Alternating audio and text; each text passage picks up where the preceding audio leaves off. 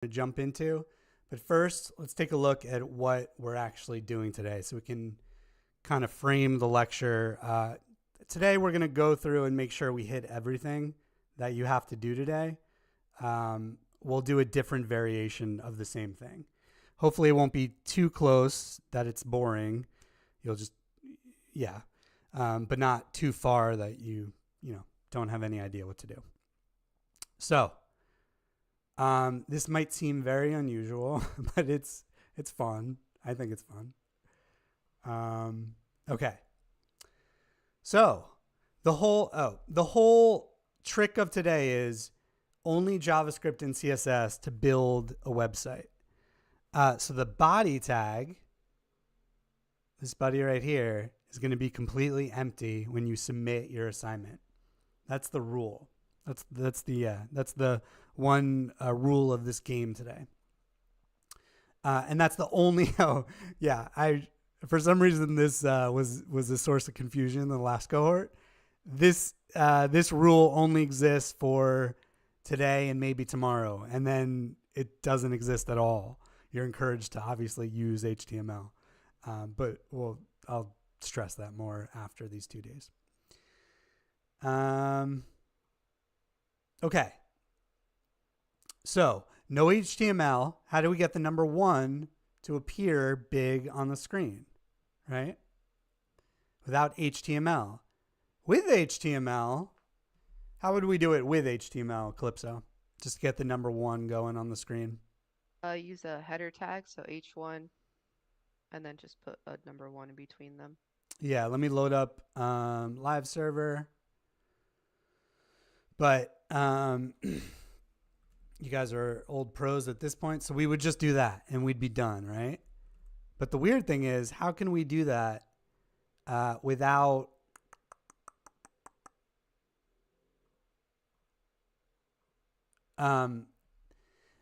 using HTML, right?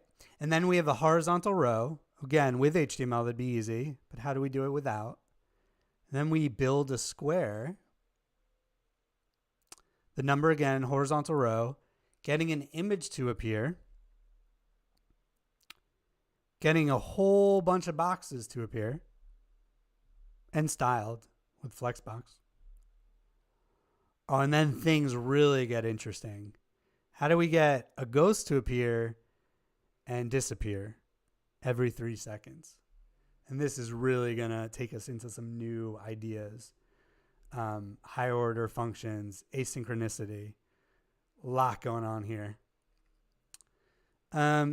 This is easier than it seems. You actually have to exit mobile view, right? Because this is using hover, which doesn't exist on mobile. Because you can't hover your finger over the phone. I mean, you can, but your phone can't detect that. This isn't too bad. And then this final challenge is very fun. So how do we get text is easy to show up. Styling is easy, the red, the black. But the number dynamically changing, that's bizarre. Nothing that we've covered so far, you should have any clue how to do that, right? Yeah, so that'll be quite challenging. Any questions on this overview? We're going to hit everything except maybe this is really the super bonus, even though I didn't write that, but this is the super bonus you guys can consider.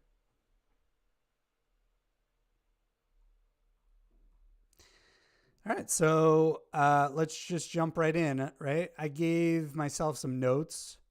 So first, I want to make a circle on the screen. So what does that look like, right? It looks like this. That's it. So just to refresh our memories, how would we do this with HTML? How would I make actually HTML and CSS we're going to need, right? Farhan, how would I do this? Don't worry about DOM. How would I do this without the DOM, without JavaScript? Yeah.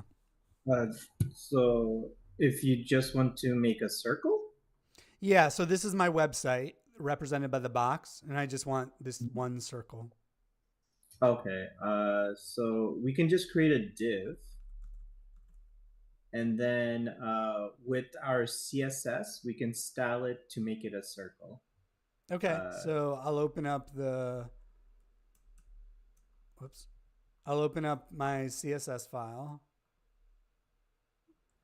And what do you want me to do to the div? So if since we're gonna have more examples later, maybe we can add a class to the div. Yeah, very good thinking. Or an ID of circle. Mm-hmm. And then we go to the ID using Octothorpe circle. Mm-hmm. Very nice. And then the brackets, yeah. And then we just say border 1 pixel solid black, I guess. Okay, so we're targeting the circle, we're targeting the div, and giving it a certain styling. Okay, so we do see something up there, interestingly. I didn't think we'd see actually anything, but we do see something. Oh, right. Not a circle. We need to give it a height and a width as well.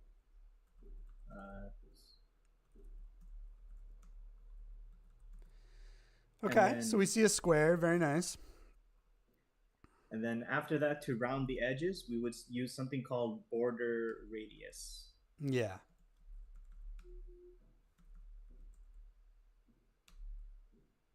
And to get a circle, do you know what it is? 50, what value? 50%. Very 50%. nice. Yeah. And there we go. And we'll make it a little bigger, or thicker, I mean, so you guys can for sure see it. So that's how we did it week 2 using week 2 information, but we're big boys now in week 3. So how can we do it using the DOM? So by my own rules, I'm not allowed to have anything in the body. Our circle disappears. So how can we do this now just using JavaScript? So we need to do what we call DOM manipulations. And that begs the question, what is the DOM? So what is the DOM? Semsi, what did you get from pre-work?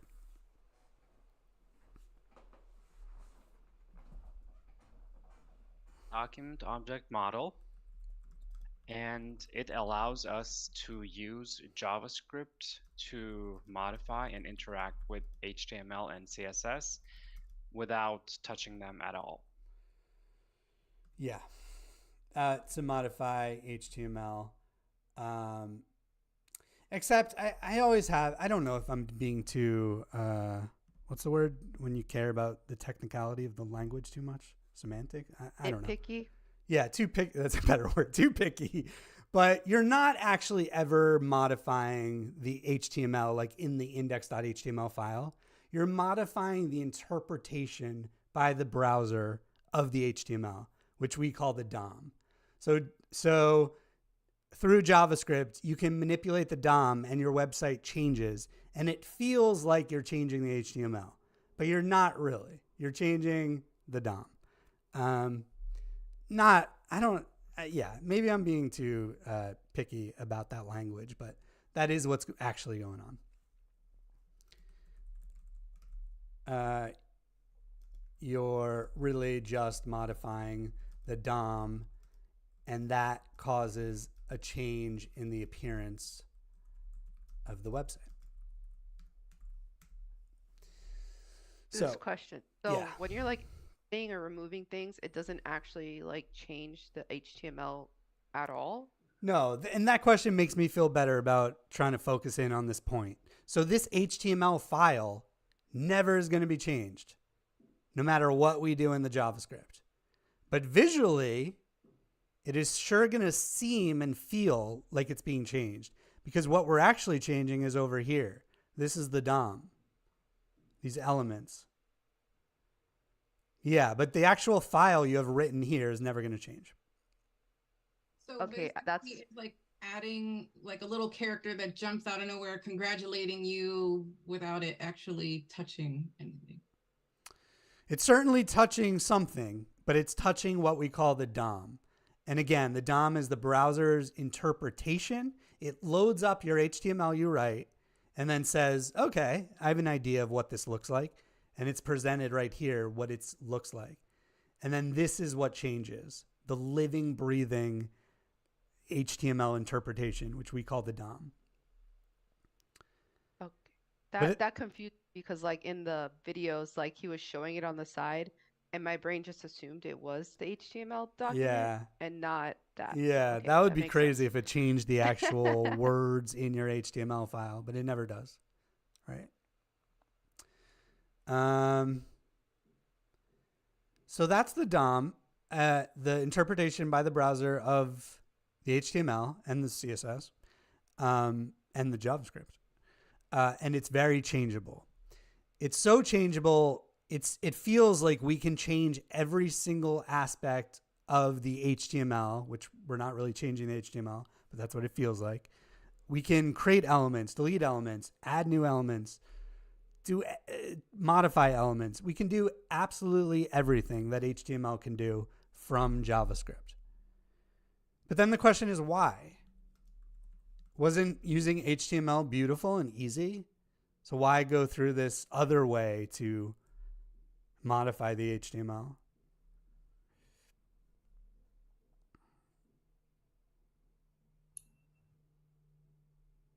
Yeah, anyone? Is it to add interactivity? So Yeah. whenever the user does X, we want Y to happen. Yeah, so this is what fuels interactivity. We talked in length, I'm sure you're bored of it, how important interactivity is. Hopefully I convinced you that every site you use needs it. This is the actual mechanism to allow for interactivity. So when the user clicks on something, we're using the tools we're learning these next 2 days to actually do the interaction. And that's DOM manipulations, fueling the interactions. But today, there's not going to be any user interactions. That's going to be tomorrow. Today, we're just learning the groundwork for tomorrow, which is a little weird. I have a question. Yeah. You said it doesn't touch the text if it was HTML had text in it. But let's say you put some, not like as it is, it's fine. But when you add something in the DOM, does it affect anything of like, you know how you would put a sticker and it sits on top of something? Or does it sit into like, it's a box and it moves things on the page? You know, like it changes the width or the height of something. Yeah. So today we're going to do a lot of things like rabbit.style. Like if we have a picture of a rabbit and we have a style.height or something, and we're going to change the height right here. This, when JavaScript runs in the browser, it will change the element over here. Do you see where my mouse is? And this is what we call the DOM. It will not change the HTML ever over here.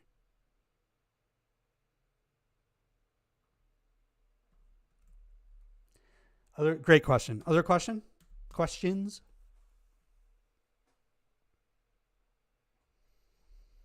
Vanilla DOM manipulations are really cool.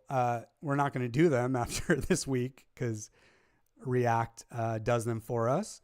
But we're learning them because it's important to know the fundamentals of how React works behind the scenes. And because not every job you guys get is going to be React. Some of you will get jobs for vanilla HTML, CSS, and JavaScript. They're still out there, many of them. So that's why we're still learning this. Okay. Okay. So back to our objective now. We want our circle back. We lost our circle and we want it back. So how do I create the circle? Using DOM manipulations. Manipulations. Yeah. So let's brainstorm. Any ideas there, class? We're going to need to access the DOM somehow. Yeah, we're in JavaScript, so we automatically have access to the DOM through the beauty of the language in the browser. So I guess we can maybe represented by a variable. If you would like let circle equal, and then access the DOM by using document. Yeah, so now we have this very special keyword called document, which is an object, which we'll learn about later, that we get for free. And this is how we ask the DOM to manipulate itself, basically. So since we want to create a new element that doesn't exist, the document object has a built-in method to do that. And if we put dot, we can see all the methods, but the one we want is what, Farhan? So since the HTML doesn't have anything, we might want to create an element. Yep. And before, when we were doing the HTML right here, what kind of element did we make? We made a div. A div. So we're going to ask the DOM to make a what? A div. A div, yeah. And let's console.log circle, see what this looks like. So there we go. We have a little div that's floating in memory. The important point here, a source of confusion for students, this doesn't automatically get attached anywhere. It's really just like kind of floating. So the next thing we have to do, where do we want to put the newly created element? So any ideas here? When we were writing the raw HTML, where did we put the div? Inside the body. Inside the body.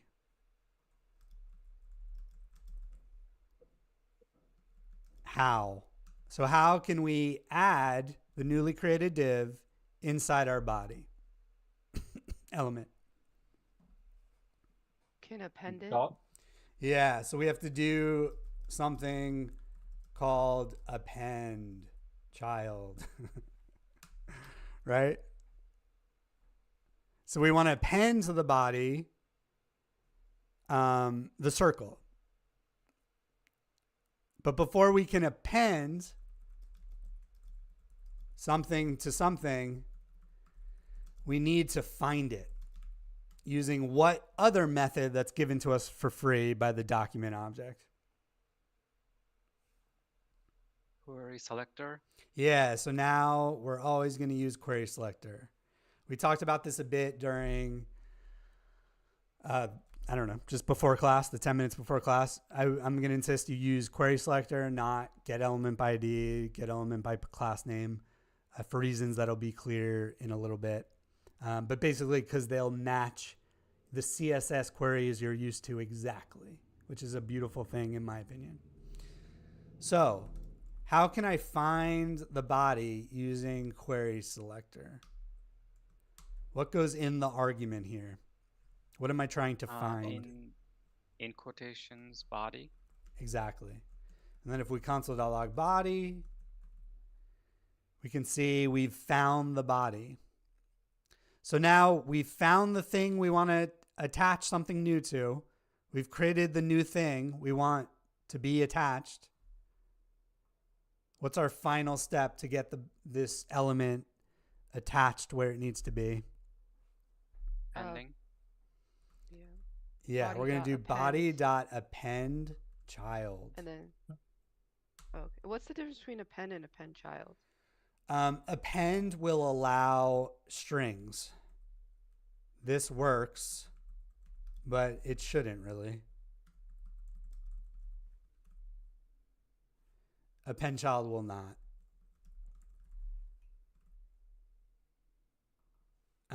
Append child is newer too. I think it's more standardized. And the other difference is append will take multiple things.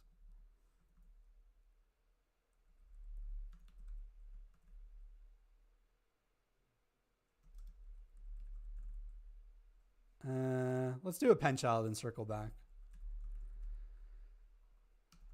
So we want to append the body of the circle. Let's check our elements to see if it worked. It's right here, the div. Ooh, okay. This is a good bug. What's our bug? Why isn't the circle showing up? We haven't assigned the class yet. Yeah, we haven't given it actually, not a class, but Daniel? ID? Oh, Calypso, ID, yeah. yeah. Yeah, so how can I attach an ID to circle? Daniel? I think it's set attribute. So it would be circle.set attribute, and then you'd put ID and circle in quotation marks. Very nice.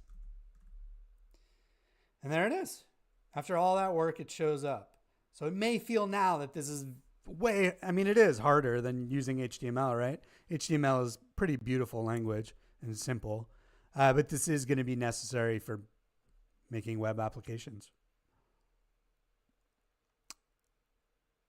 Questions on that? We covered a lot of the fundamentals of DOM stuff. Creating, yeah, go ahead. Oh, sorry. I was gonna say, they use constant a lot in the video, so I didn't know if it was like. Oh yeah. I didn't know if it was preferred to use const or let. Yeah, I use const if you can. Yeah, it's not too critical. But the more strict you can be with yourself, always the better. Max, I have a question. Sure.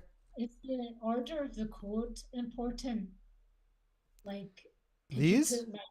You put line 16 before line 8. Line 16 before line 8. No, this can go anywhere. Okay. Yeah, this doesn't matter.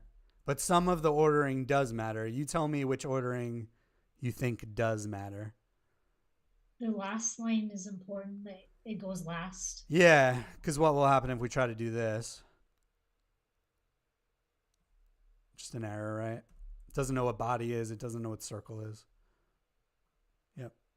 So the ordering definitely matters for some things. It just has to logically make sense. I have a question on Sure. line 10. When you're setting the attribute, what do we put first? And then is the second thing really the name of the attribute? Yeah, so attributes are keys and values, right? So cheating for a second, the property is the language we use at this stage. The property is ID, and its value is, well, anything. So that is the command where set attribute is replicating this behavior. Thank you. So property, then value. There's also an easier way to do this, in my opinion. Does anyone know it? To set the ID?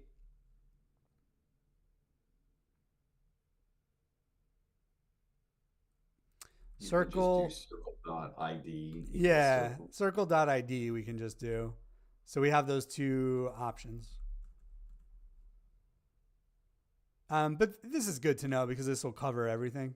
So even attributes, strange ones.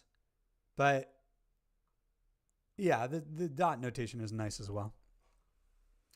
I used it when preparing for lecture.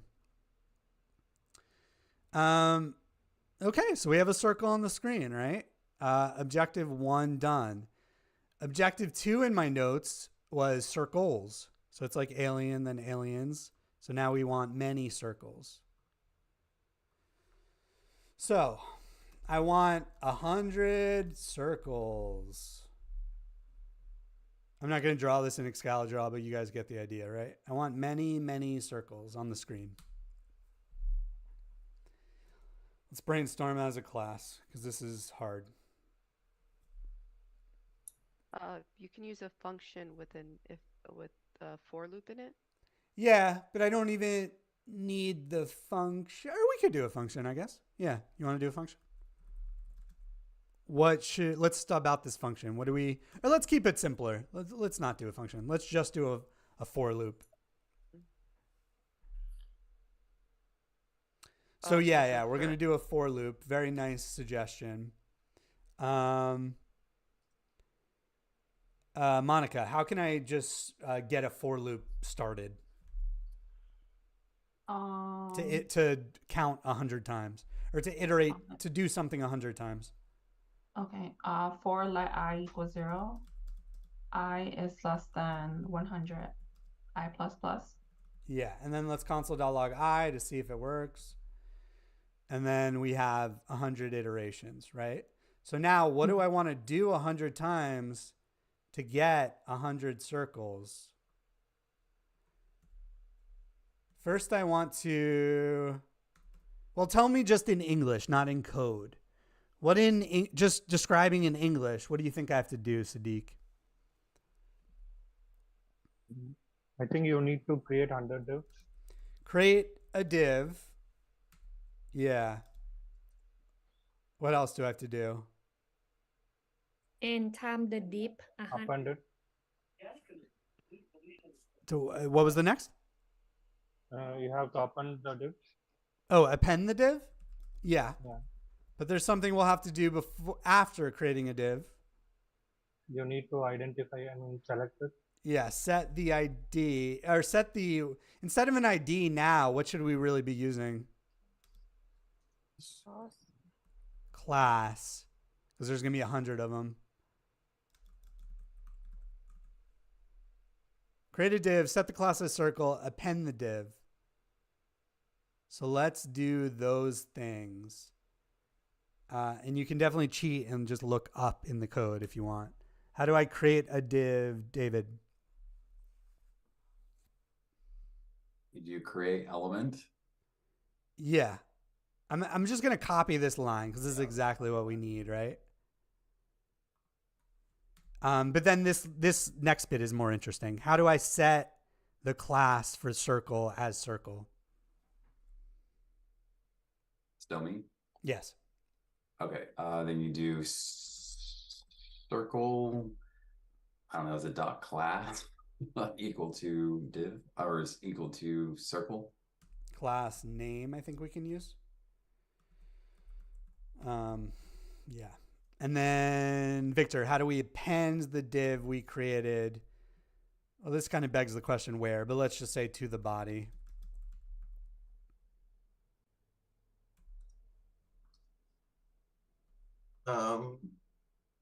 Would be body.append child. And what is the argument? Circle. Yeah. Okay, we're doing this 100 times. Let's see what happens, right? So we only have one circle on the screen, and that's from this. So let's comment this out because we don't want to cheat.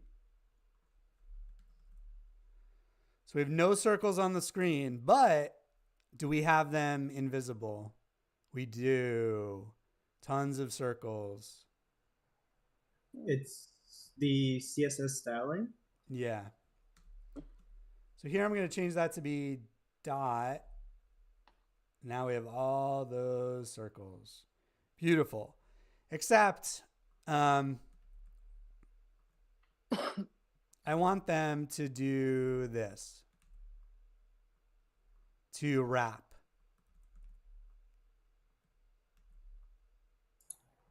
So how can I get them to wrap like that? Could you just change the CSS styling to a flex box? Of what? In the class circle, I would put display flex box.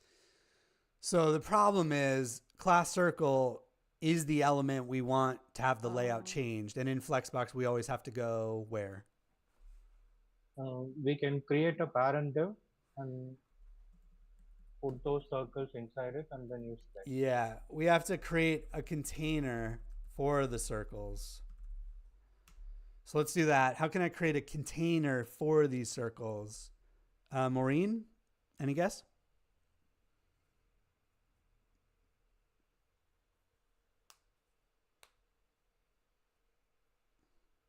Mic not working? Okay. We can't hear you. Vanessa? Oh, are you there? I can't hear you. Vanessa? How can we create a container for the circles? I have no idea. Okay, fair enough.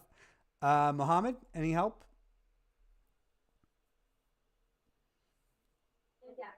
Well, I understand a div. A div can do so. Yeah. We're just going to create a div. So what's a good name for this div that contains circles?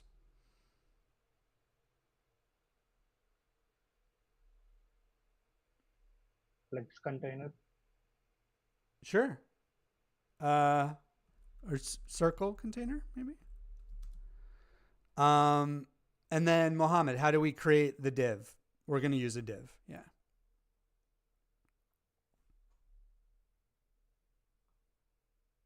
Or Mehdi, how do we create the div?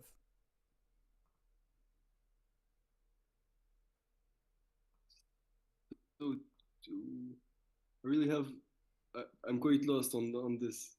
Okay, yeah, all we're trying to do basically is, well, create a div like this. Okay. Yeah, so using JavaScript to do that, we already did it here, so we can just copy it. Yeah. Yeah, so we create a container for the circles, and now line 31, how does that have to change? We want all our circles to be in the circle container. Open to the class. How can we so we have to modify line 31. How can we get all our circles into the circle container as opposed to the body? Because yeah, go ahead.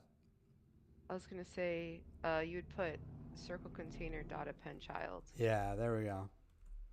And now they all disappear and they're not even in the DOM. Why? And how can we fix it? Oh, I was going to say, wouldn't you need to append the circle container into the body so that it exists? Exactly. So how do we do that? Body dot append child circle container in parentheses. Very nice. Hey, all Max, our beautiful. Yeah, go ahead. When you do append child circle, it's appending to the end, right? Yeah, that's yeah. Okay. What if you wanted to do it before? Is there like a prepend child or? Yeah, I see prepend. I don't see prepend child. So you could probably use that and that'd be fine. But in this case, it doesn't matter because we have only one container. But there are situations where it would matter for sure. Yep.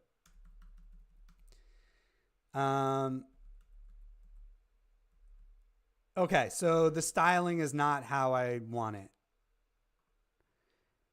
What can I do? What can I do? And for fun, or not for fun, but to cover more topics that I wanted to cover, let's not use CSS. So I want to change the styling, but I don't want to use CSS. So we would target the parent div and do .style. So I want to make circle container a flexbox. That's what I want to do. Cycle container .style .display, I believe. Beautiful. And I want it to wrap.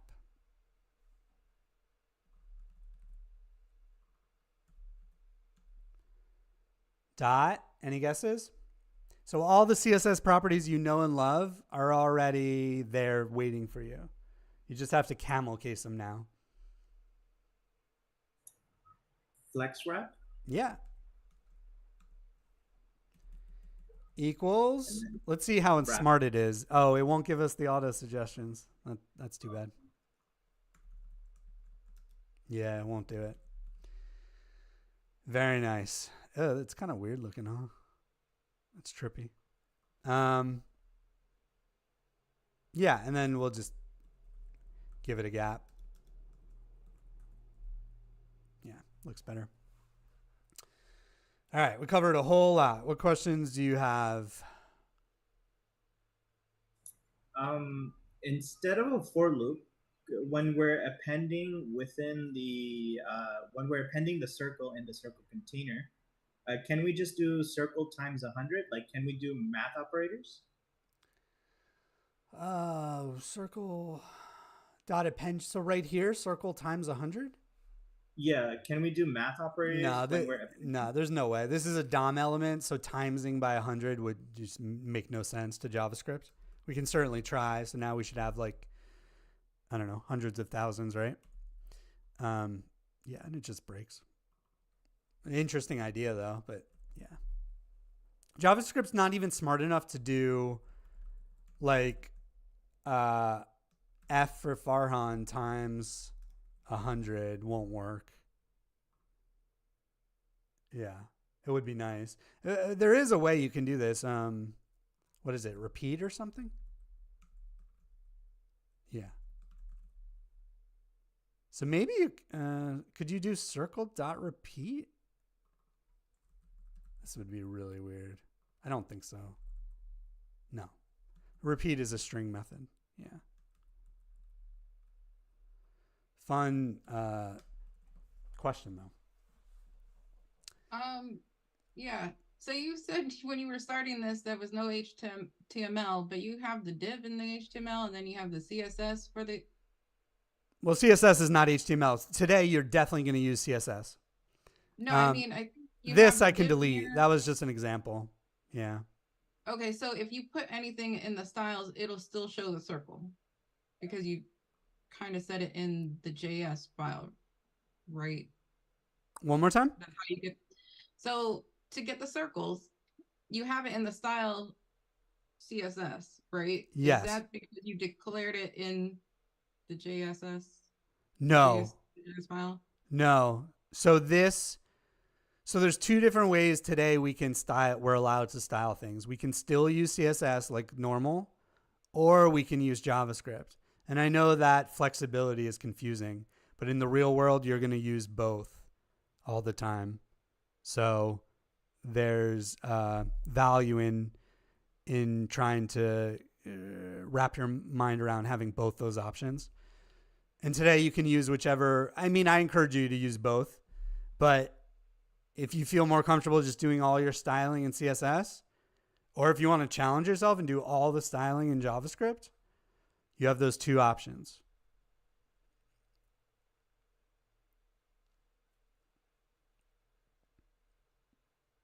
Other questions?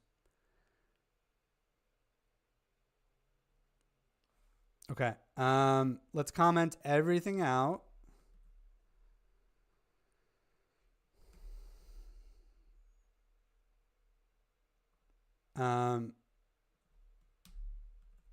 Yeah. So let's start somewhat fresh, right? And I'll tell you what our final objective for lecture is. It's going to be very challenging, but useful. So remember how you guys got your first job at NASA, right? To build the countdown. So we're going to do this, but we're going to not use HTML. So how can I get the word countdown to show up in my blank website? Open to class. Set in what do you call set into? No, not yet. Yeah. So just one thing at a time. I just want the word countdown. Just want the word countdown. You can use a P tag or an H1 tag. Either one, MC. What would you like? I would say let H1 equals document dot create element and H1 in quotation marks. Very nice. So now we have an H1 floating in memory. Doesn't get automatically attached anywhere, but I want it to show up. And I want it to show up where? I want to attach it to the body. The body. But to attach it to the body, I need to first fill it up. Fill it up? Find it. I mean, yeah, okay. Yeah, find it. Find it, yeah. There's no body here right now, right? Oh no, we always have a body. Yeah, we got that you for free commented today. it out in the previous code. No, it's right here. Our body. Yeah, but in the JS file, I think yes, correct. I commented so, out if the. You just uncomment. Yeah. Yes, good idea. So we'll just grab it from right here. Okay, so we are saving a reference to the body using query selector. And now to attach h1 to the body, we do what? We do. Oh, go ahead. Yes. Body dot append child h1. Very nice, but it's not showing up. Why not, Sadiq? Why isn't it showing up? Because it does not have any words in it. Oh, sorry, Semsi. This is what you meant by fill it up. Yeah, sorry. You're totally right. Sorry, I apologize. I had no idea what you were talking about. Okay, so how do we fill it up with some text? h1 dot inner text.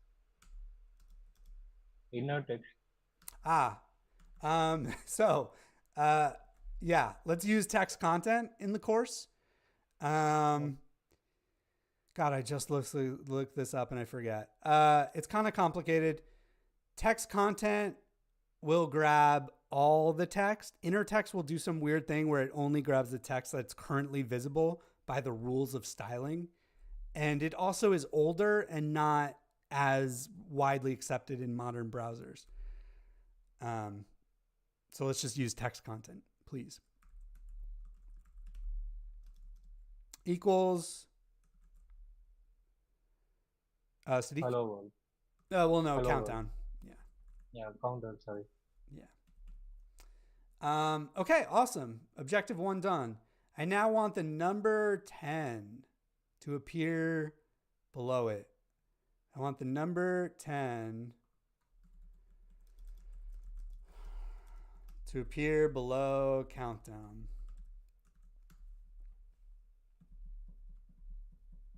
Questions on that? Or sorry, brainstorm on that. You could probably do about the same thing, but maybe do H2 instead of H1. Sure. So we'll copy this line and we'll just make it an H2. And the append. And we'll append it. And add the text content. And add the text content of 10. Cool. And now when things get crazy, how can I change it? Every second, I want that number to decrease by 10. So instead of hard coding the 10, I want to create a variable to save the number of seconds.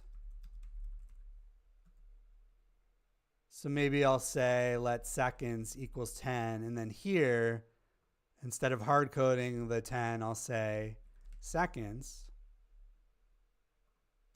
And now the very, in my opinion, interesting part of lecture, how can we decrease the value of seconds by 1 every second? This is crazy. We haven't done anything even remotely like this. So what did you learn about from pre-work? What's the function we can use to fire another function? Set interval. Set interval will fire a function every X amount of milliseconds, actually. Or every one time per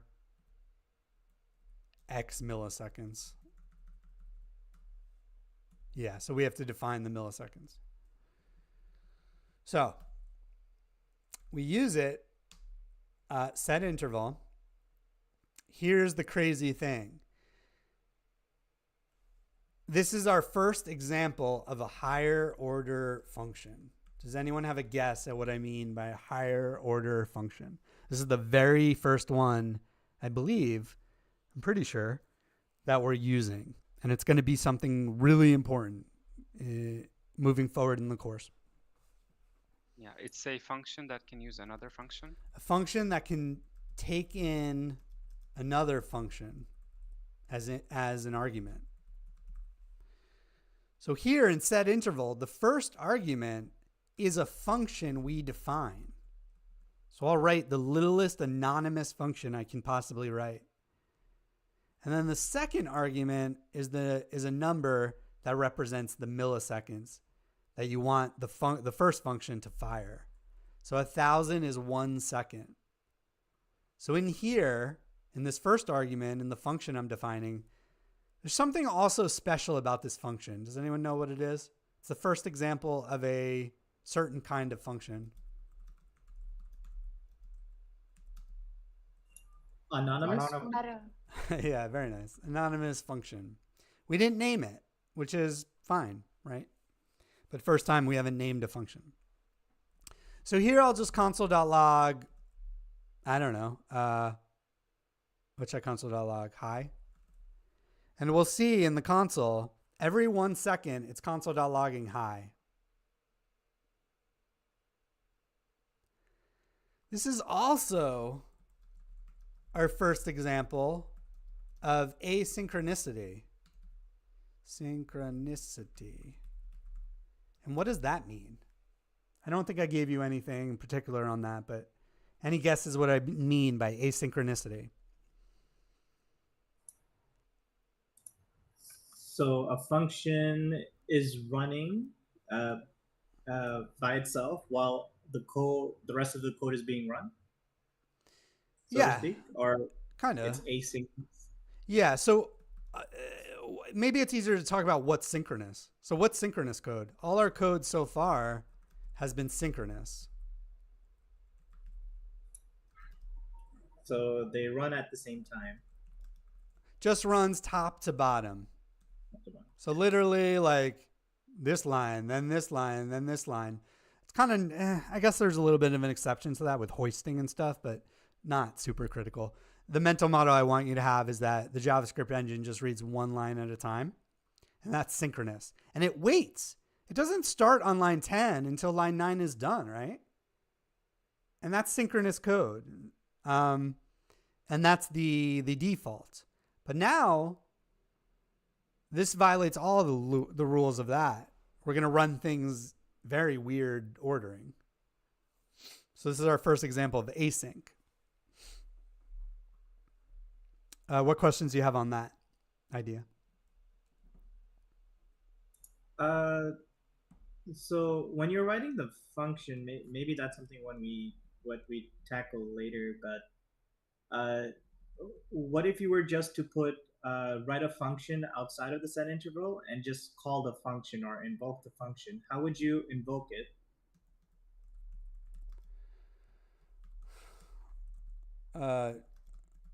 So just do console.log hi here? Yeah. And then call the function here? Yeah. Yeah, how that's would fine. you invoke it? It still works. Exactly the same. It's just... So we don't use the thing? Use the what? The parentheses. Oh no, if we use the parentheses, this would be, instead of referencing a function, this turns into what? Just an output? This turns into invoking a function. And what's the output from my interval? What is this returning? Console.log hi. No. Right? Our mock lecture, we said, what's the difference between console.log and return for exactly that wrong mental model? Because console.log does not return, does not output. I mean, it does to the console, but not in the way we're thinking about it. So this has no output. So it's literally like your, I guess, undefined is really the output to a function that doesn't have an output. So this doesn't make any sense or doesn't do anything useful. Follow-ups on that? So it's going up, but aren't we supposed to go down? So how would you make the? Oh, we're not there yet. Yeah. Oh. We're still working to there. A few more steps. I'm going to write this back the other way just because it's simpler.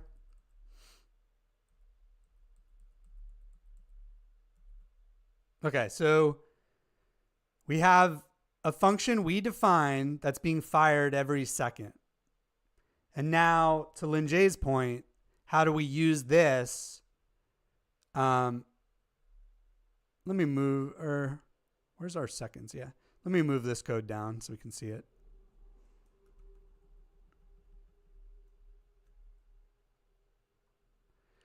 Okay, so now how do we, let's brainstorm how I want to decrease the variable of this seconds by 1 every second. So instead of console.logging hi, what can I do?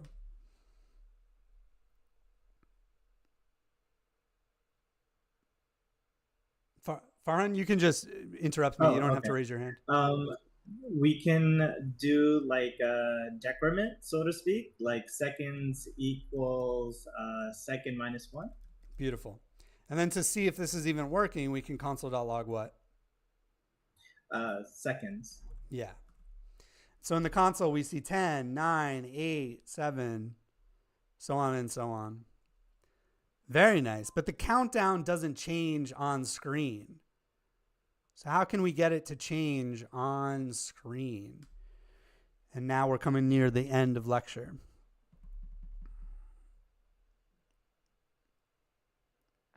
Would you put the body.append child inside the function? Maybe. Also, you keep decrementing until infinity. I don't know if you wanted to stop at 0 or... That's an edge case we have to address later on. Okay. Yeah. So we could put... Go ahead. On line 69, instead of putting seconds there, can you wrap that in the curly braces, the $ curly braces? On 69's text content? Would that work? Text content equals seconds. What would that do for us? We're already referencing the variable seconds. Oh, okay. I see what you're saying. Yeah. Right. I think there's one line we can bring down from here and put in here, and then the display will be updated. What's controlling what we visually see? Which line? h2.text content. Yeah, I think if we maybe just move this in here, we could be good. And there we go. Yeah. Should we do it before line 72? Sure. Because we wanted to start at 10, I think. Yeah, that's a good point. Yep. I don't know why I'm sitting here watching it, but yeah, any questions on that? So how do we get a stop condition on that countdown? You tell me, or let's brainstorm. How? So David doesn't want it to go past 0, or what do you want it to say? Launch, I guess. Yeah, I launch use an if statement. Yeah, let's do an if statement. Very nice. If what? If seconds equal to 0. 0, yeah. Clear interval. Oh, we don't have to right now, and because this is already complicated enough, I'm not going to introduce that. I would do h2 text content .text content equals launch. Yeah. And we should probably do what to stop this function from running? Break. Can we use break in a function? I actually don't know. Let's do return and then try break and see if it works. Questions while that is going on. And there we go. And we can try break. And we can make this way. Oh, no. Yeah, you can't use break in functions. So return.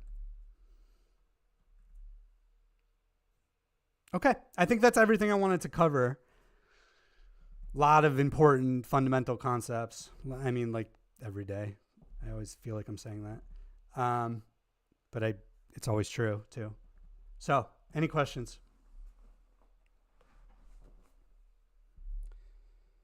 Okay, I think you're good for breakout rooms. So, let's do it.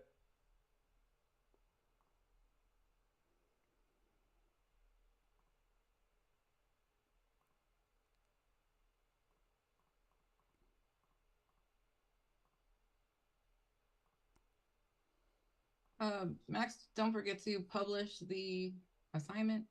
Okay, we'll do.